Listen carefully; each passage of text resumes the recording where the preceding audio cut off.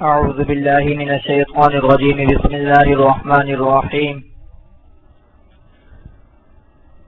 وما جعلنا لبشر من قبلك الخلد افإن مت فهم الخالدون۔ پیچھے اللہ رب العزت نے ذکر فرمائی اپنی قدرت کی نشانیاں، اور اس آیت کے پس منظر میں اور شان نزول میں مفسرین نے یہ بھی فرمایا کہ کافر اور مشرک یہ کہا کرتے تھے حضور صلی اللہ علیہ وسلم کے بارے میں کہ بس جب تک یہ زندہ ہے تو یہ مسئلہ ہے اور یہ پریشانی ہے، جب یہ ختم ہو جائے گا تو یہ مسئلہ اور یہ پریشانی بھی ختم ہو جائے گی۔ گویا اپنے آپ کو تسلی دیتے تھے۔ تو اور دوسری بات یہ کہ اگر یہ مقصد تھا کہ نبوت اور موت کو اگر وہ متضاد سمجھتے تھے، یعنی یہ کہ انسان جو ہے کیسے نبی ہو سکتا ہے اور نبی کو موت کیسے آ سکتی ہے، تو ان دونوں باتوں کا جواب دیا ہے۔ فرمایا وما جعلنا لبشر من قبلک الخلد، اور نہیں کیا ہم نے تجھ سے پہلے کسی انسان کے لیے ہمیشہ رہنا، ہم نے تجھ سے پہلے کسی انسان کے لیے ہمیشہ رہنا نہیں کیا۔ سب انسان اپنے وقت میں آئے، اپنے وقت میں گزر گئے، اپنے وقت میں ان کو موت آئی، انتقال ہو گیا، کوچ کر گئے۔ جتنے انبیاء علیہ الصلوۃ والسلام بھی تشریف لائے وہ بھی اپنے وقت میں انتقال کر گئے۔ تو یہ جو سوچتے ہیں کہ انسان جو ہے وہ رسول نہیں ہو سکتا یا رسول کے اوپر موت نہیں آ سکتی، تو یہ بات غلط ہے، یہ ان کی سوچ غلط ہے۔ اور دوسری بات یہ کہ اگر یہ سوچتے ہیں کہ بس یہ جو بھی پریشانی ہے اور یہ جو بھی غلغلہ ہے، ولولہ ہے، یہ ان کے دم سے ہے اور ان کی وجود سے ہے، جب ان کا وجود ختم ہو جائے گا تو یہ ولولہ اور غلغلہ ختم ہو جائے گا، تو یہ بات بھی غلط ہے۔ اس لیے کہ اگر حضور صلی اللہ علیہ وسلم انتقال کر جاتے ہیں تو اس میں خوش ہونے کی ضرورت نہیں ہے، کیونکہ یہ لوگ بھی تو ان کے اوپر بھی تو موت آنی ہے، سب کو جانا ہے، سب کا ایک وقت ہے۔ اس لیے ایک تو یہ بھی نہیں سمجھنا چاہیے کہ نبی جو ہے وہ مر نہیں سکتا، اور نہ ہی نبی کی موت کے اوپر جو ہے وہ خوش ہونا چاہیے کہ چلو یہ چلے جائیں گے تو مسئلہ ختم ہو جائے گا، تو اگر یہ چلے جائیں گے تو تم کو بھی تو جانا ہے۔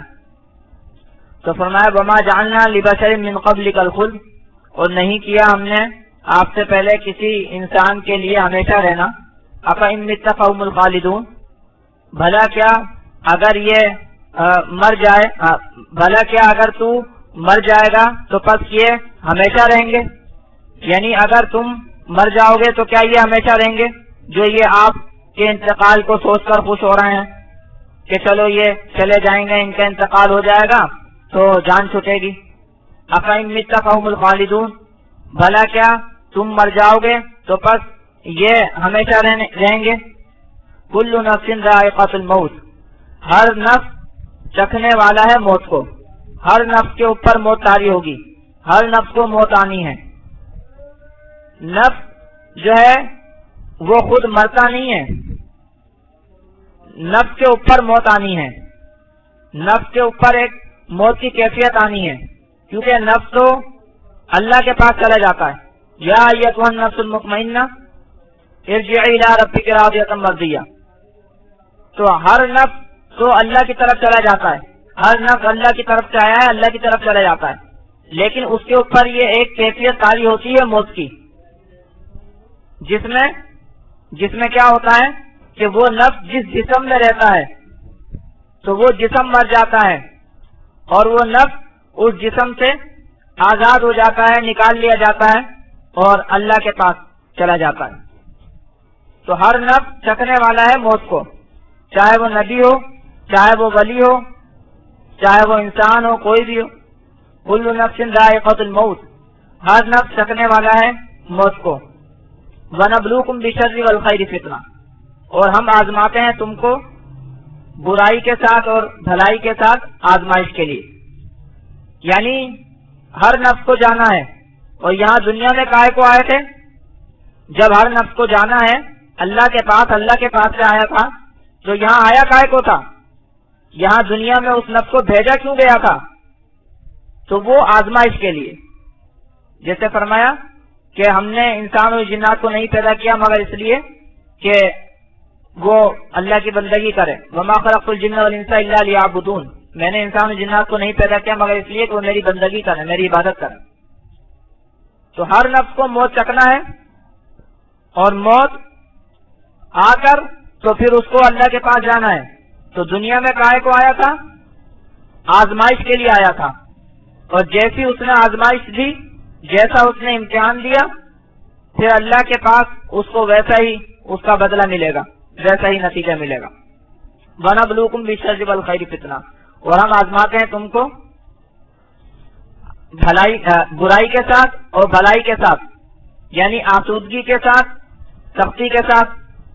شرری برائی کے ساتھ یعنی سختی کے ساتھ، والخیری بھلائی کے ساتھ یعنی آسودگی کے ساتھ، اچھے حالات دے کر فتنہ آزمانے کو. وَإِلَيْنَا تُرْجَعُونَ، اور ہماری ہی طرف تم لوٹائے جاؤ گے. نتیجہ پھر ہمارے ہی سپرد ہے. یہاں دنیا میں تو آزمائش کے لیے آئے تھے، پھر دوبارہ ہمارے ہی پاس آنا ہے. وَإِلَيْنَا تُرْجَعُونَ، اور ہماری ہی طرف تم لوٹائے جاؤ گے. اور حضور صلی اللہ علیہ وسلم کے ساتھ کافروں و مشرکوں کا کیا معاملہ تھا؟ فرمایا وَإِذَا رَآكَ الَّذِينَ كَفَرُوا إِن يَتَّخِذُونَكَ إِلَّا هُزُوًا، اور جب دیکھتے ہیں تجھ کو وہ لوگ جو کافر ہوئے تو نہیں بناتے تجھ کو مگر ٹھٹا، تجھ کو ہنسی مذاق بناتے ہیں، بس یہ ان کا کام رہ گیا. حضور صلی اللہ علیہ وسلم کو جب دیکھتے تو ان کا ہنسی مذاق اڑاتے، ان کے اوپر جملے کرتے، باتیں بناتے، اشارے کرتے، ہنسی مذاق بناتے.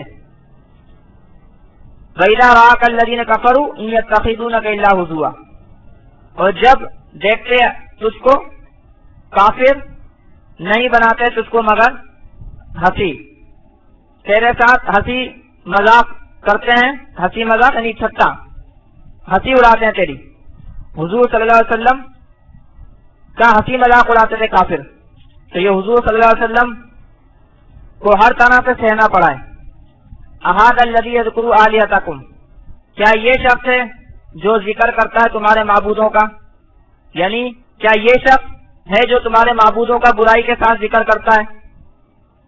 اس طرح مختلف انداز سے حضور صلی اللہ علیہ وسلم کا مذاق بناتے تھے، ٹھٹا اڑاتے تھے، ہنسی مذاق کرتے تھے.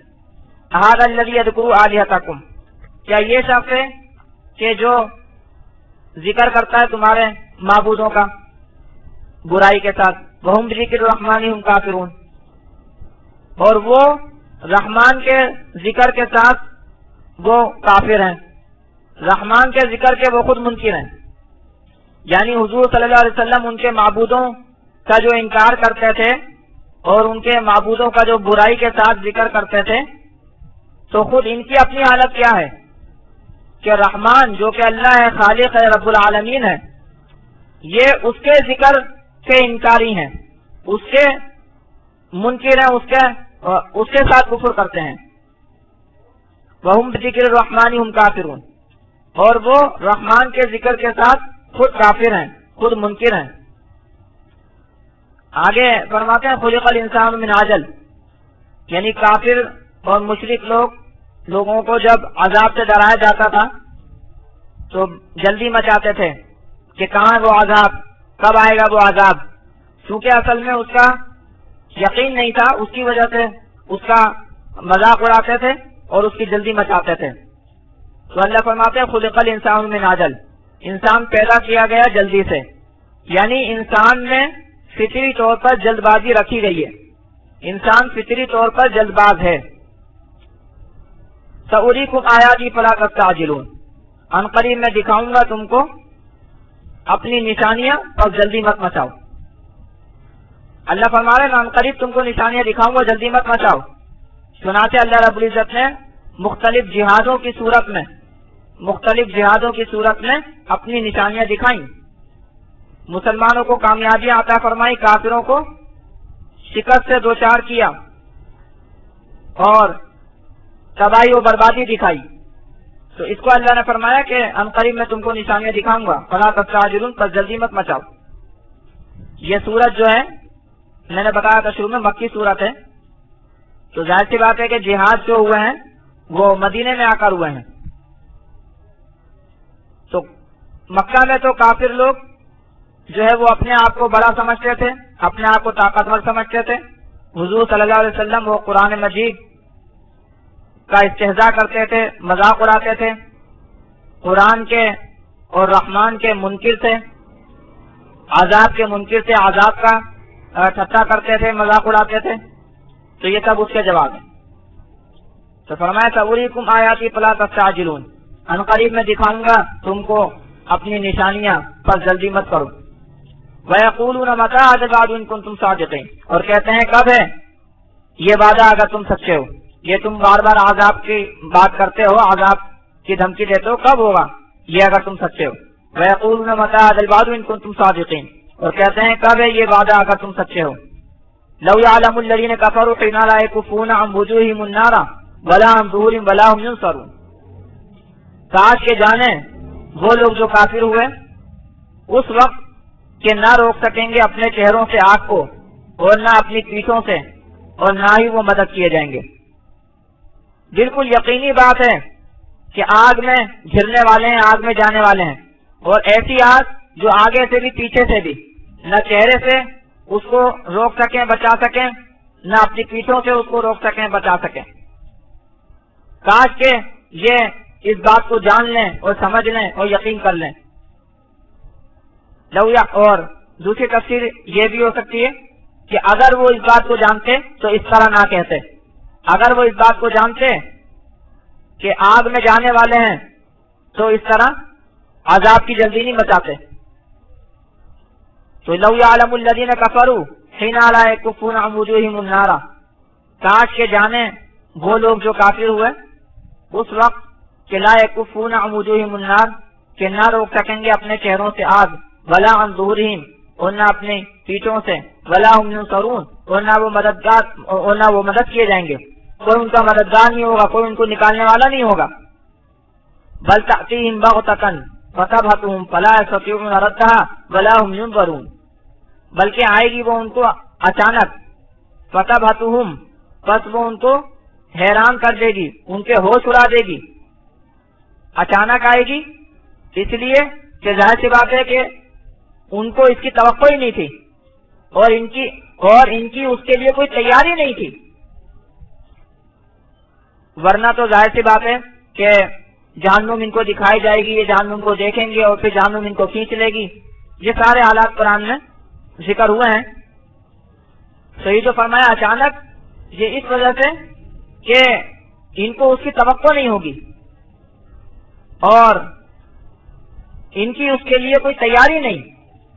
بل تأتیہم بغتۃ، بلکہ آئے گی وہ ان کو اچانک، فتبہتہم، پس ان کو حیران کر دے گی، ان کے ہوش اڑا دے گی، فلا یستطیعون ردھا، پس نہ کر سکیں گے اس کو لوٹانا، نہیں طاقت رکھیں گے اس کو لوٹانے کی، فلا یستطیعون ردھا، پس نہیں طاقت رکھیں گے اس کو لوٹانے کی، پس نہ کر سکیں گے اس کو لوٹانا، ولا ہم ینظرون، اور نہ ہی وہ ڈھیل دیے جائیں گے، نہ اس کو لوٹا سکتے، اس کو پھیر سکتے، نہ اس کو اپنے سے دور کر سکتے، اور نہ کوئی وقفہ، نہ کوئی ڈھیل، نہ کوئی مہلت۔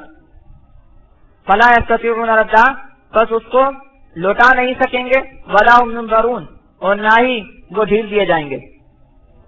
وَلَقَدِ اسْتُهْزِئَ بِرُسُلٍ مِّن قَبْلِكَ، آگے فرماتے ہیں حضور صلی اللہ علیہ وسلم کو تسلی دیتے ہیں کہ جس طرح یہ آپ کا مذاق اڑا رہے ہیں، جس طرح یہ آپ کا مذاق اڑا رہے ہیں، آپ کی باتوں کا مذاق اڑا رہے ہیں، آپ جو ان کو عذاب کی دھمکیاں دیتے ہیں اس کا مذاق اڑا رہے ہیں، تو آپ جو ہے وہ فکرمند نہ ہو اور آپ پریشان نہ ہو۔